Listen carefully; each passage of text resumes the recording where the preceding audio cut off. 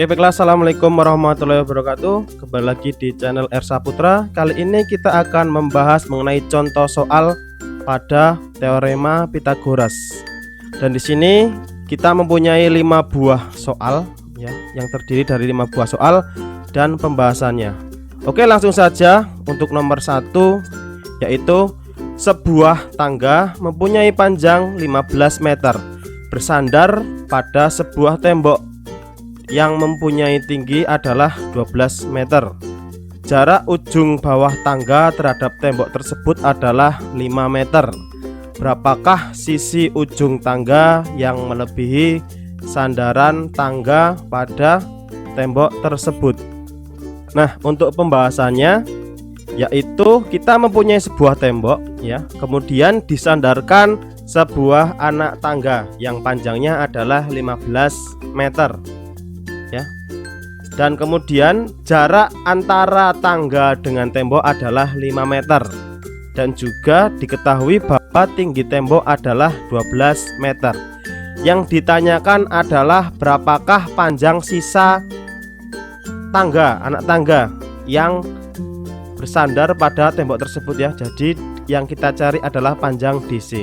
Nah, sebelum kita mencari DC, kita akan mencari panjang AC terlebih dahulu ya. Nah, di sini AC kuadrat adalah sama dengan AB kuadrat ditambah BC kuadrat. AB kuadrat adalah 5 meter ya, 5 kuadrat. Kemudian BC adalah 12 kuadrat ya. Kemudian 5 kuadrat adalah 25, 12 kuadrat adalah 144. Nah, kemudian 25 ditambah 144 adalah 169. Nah, di sini untuk menghilangkan kuadrat ya, menghilangkan kuadrat pada AC, sebelah kanan kita akarkan kuadrat juga, yaitu 169 diakarkan sama dengan 13 meter. Jadi panjang dari A ke C adalah 13 meter.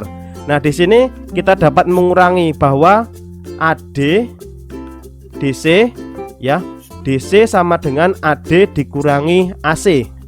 Nah, kemudian di sini DC adalah panjang AD itu adalah panjang seluruh tangga, yaitu 15 meter dikurangi 13 meter. Jadi panjang DC adalah 12 meter.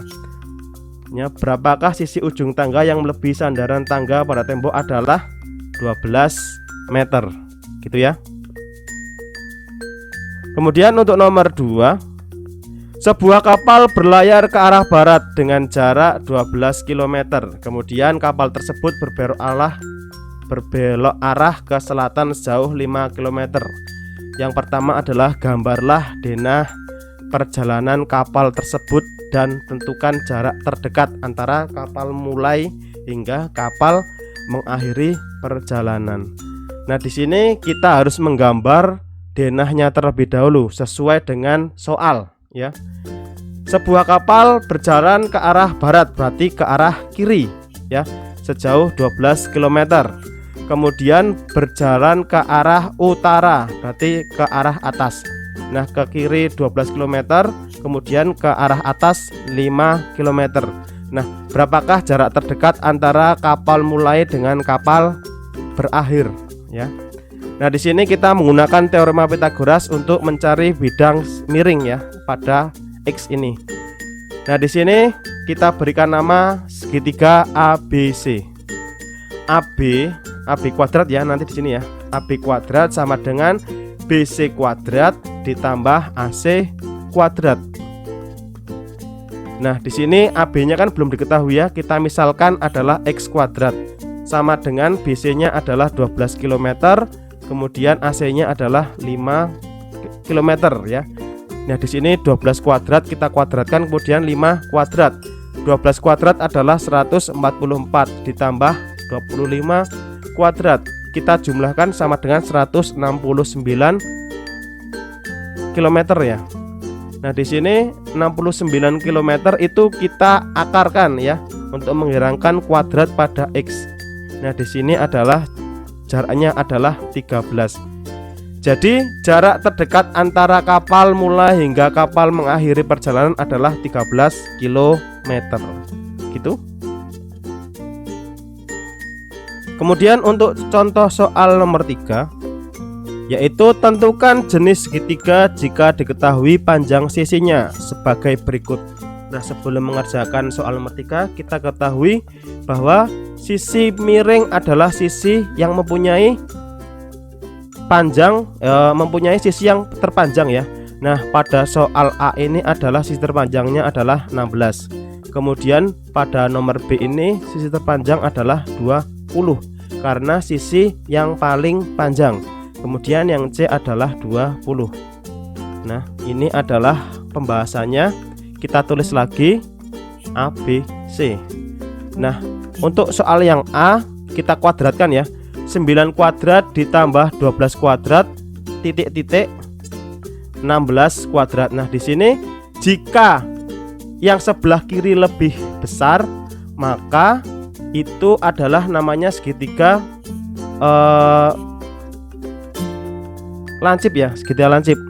Tapi kalau yang kanan lebih besar, nanti hasil kuadratnya berarti adalah segitiga tumpul. Nah, di sini 9 kuadrat adalah 81 ditambah 12 kuadrat adalah 144. 16 kuadrat adalah 256. Nah, di sini 81 ditambah 144 adalah 225. Nah, di sini diketahui bahwa sisi sebelah kanan lebih besar ya. Jadi kita tandai 256 lebih besar daripada 225 atau 225 lebih kecil daripada 256. Jadi di sini adalah jenis segitiganya segitiga tumpul. Untuk yang nomor B sama dengan nomor A, kita kuadratkan dulu. 12 kali 12 144, 18 kali 18 324, 20 kali 20 sama dengan 400. Nah, di sini 144 ditambah 324 adalah 468. Nah, di sini yang paling besar adalah sisi sebelah kiri ya. Jadi kita beri tanda 468 lebih besar daripada 400. Jadi di sini adalah jenis segitiga lancip. Kemudian untuk yang C sama dikuadratkan. 12 kuadrat adalah 144, 16 kuadrat adalah 256, 20 kuadrat adalah 400. Nah, di sini 144 ditambah 256 adalah 400. Nah, di sini 400 sama dengan 400 adalah jenis segitiga siku-siku. Kemudian untuk contoh soal nomor 4, yaitu diketahui persegi panjang berukuran panjang 8 cm dan mempunyai luas 48 cm persegi. Berapakah panjang diagonal sisi persegi panjang tersebut? Kita mencari panjang diagonal pada persegi panjang. Nah, di sini pembahasannya adalah kita cari dulu lebarnya, panjang lebarnya ya. Nah, di sini diketahui bahwa rumus pada luas persegi panjang adalah luas sama dengan panjang dikali lebar ya. Panjangnya adalah 48, kemudian panjangnya adalah 8 dikali lebar. Nah, di sini kita bedah ruas 48 dibagi 8 sama dengan lebar. 48 dibagi 8 sama dengan 6. Jadi lebarnya adalah 6 ya. Lebarnya adalah 6. Kemudian diketahui bahwa panjangnya adalah 8 dan lebarnya adalah 6. Nah, di sini kita akan mencari panjang diagonal sisi ya dengan menggunakan rumus teorema Pythagoras. Ya, kita mencari panjang X. Panjang diagonal kuadrat sama dengan panjang kuadrat ditambah lebar kuadrat. Nah, di sini panjang diagonalnya kita misalkan dengan X kuadrat, panjangnya kita misalkan dengan 8. Kemudian lebarnya kita misalkan dengan 6. Nah, di sini 8 kuadrat sama dengan 64 ditambah 36 ya. 6 kuadrat adalah 36. 64 ditambah 36 sama dengan 100. Jadi akar dari 100 sama dengan 10. Jadi panjang diagonal persegi panjang tersebut adalah 10 cm gitu.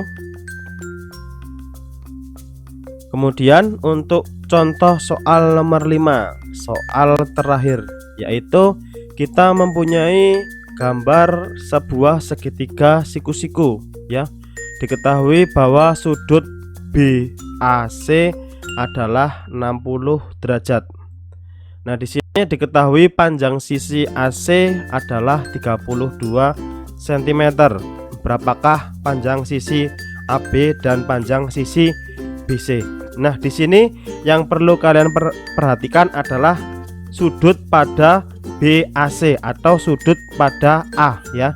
Di sini ada 60 derajat. Nah, di sini adalah menjadi patokan kalian mengerjakan soal ini.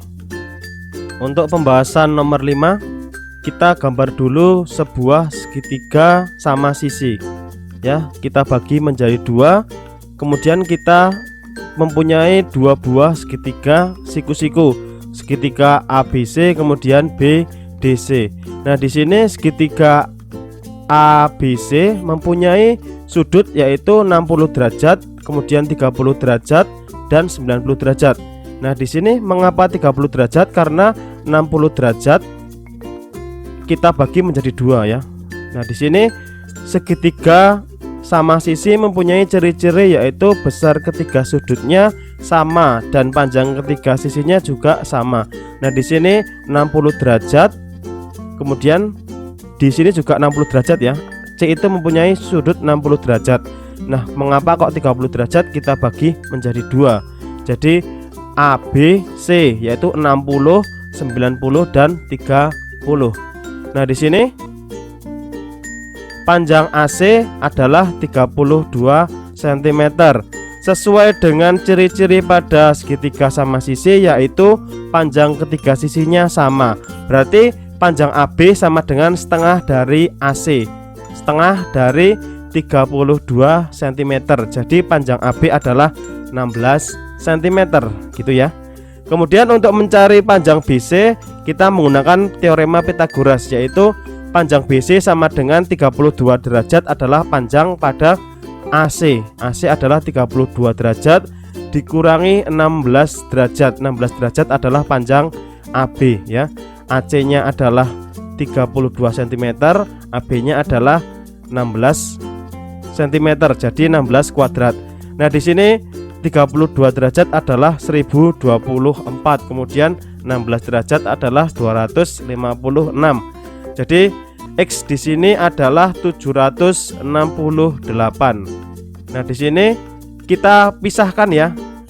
768 itu kita bagi menjadi 3. Jadinya kita pisahkan akarnya, yaitu ini akar ya, akar 768. Jadi 256 dikali 3 sama dengan 768. Nah, akar 256 adalah 16. Yang akar 3 ini kita diamkan saja, biarkan dia sebagai akar 3 karena di sini adalah bilangan imajiner. Jadi ketemunya adalah panjang BC sama dengan 16 akar 3 gitu ya. Oke, mungkin cukup sekian 5 soal dan beserta pembahasannya. Semoga bisa sebagai media pembelajaran kalian pada teorema Pythagoras. Cukup sekian dari saya. Assalamualaikum warahmatullahi wabarakatuh.